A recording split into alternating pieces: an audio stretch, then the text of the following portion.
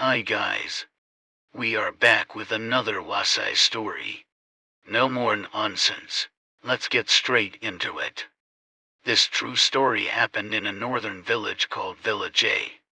It was a very small village. Because a new highway was being built, the entire village had to be demolished and relocated. The government provided funds for the villagers to rebuild their homes. The arrangements were handled very properly and completely. During this period, about half of the people had already moved out, so the village wasn't as lively as before. In this family, there was an old couple, their son, his new wife, and a baby grandson. They had just finished the baby's 1 month celebration when the relocation began. One morning, an elder passing the village entrance saw something. There was an ancient Feng Shui tree there. He found the new wife had hung her month-old baby on the tree, and then she hung herself. She hung the child first, then herself. Villagers called the police and forensics immediately. The investigation confirmed it was a suicide. Villagers were baffled.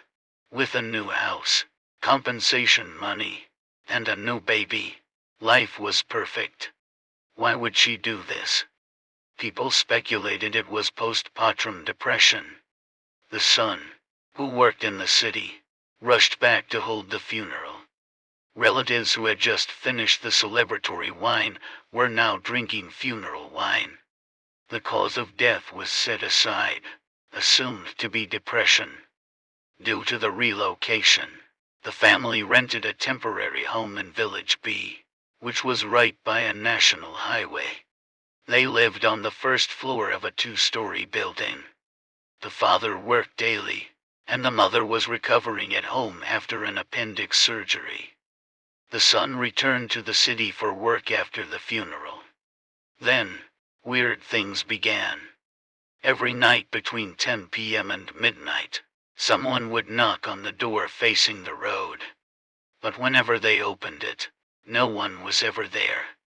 The landlord on the second floor got upset. "You guys don't sleep and keep making trouble at night." Soon, the neighbors heard it too. This lasted a week. The landlord was spooked. "Your family is too sinister. Fix this immediately, or you must move out."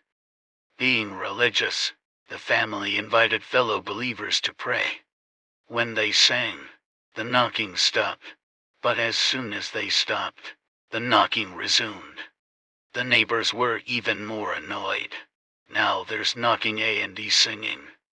This doesn't work. Find a local master." The case reached a Taoist master.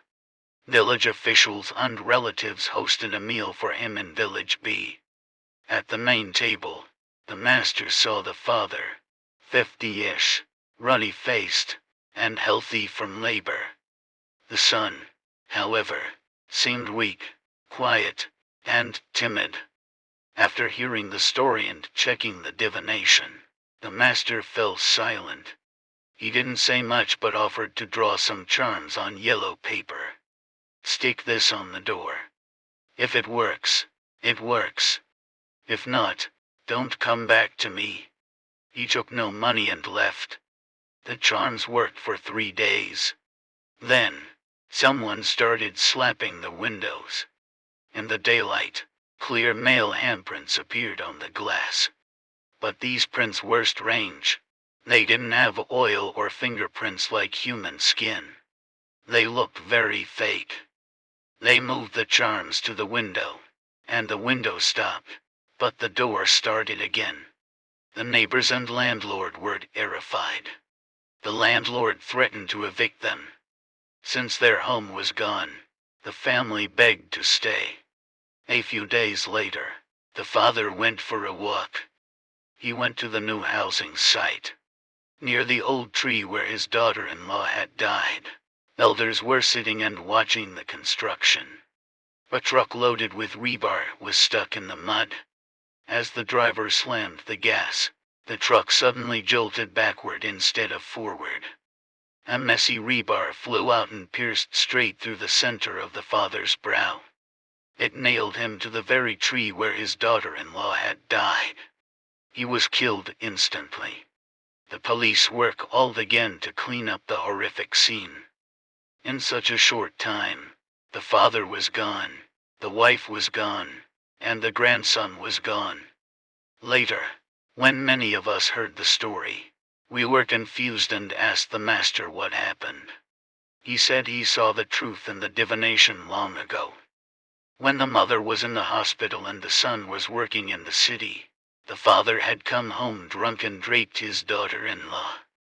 Because of this trauma, she took her own life. The father was silent because of his guilt and fear of being found out. We guessed it was the wife's ghost, but the master said no. He said ghost messengers which I came to collect her soul and learn it the truth. Out of righteous fury, they haunted the father to punish him and show that heaven knows. That's it for today's story. I'll see you in the next one.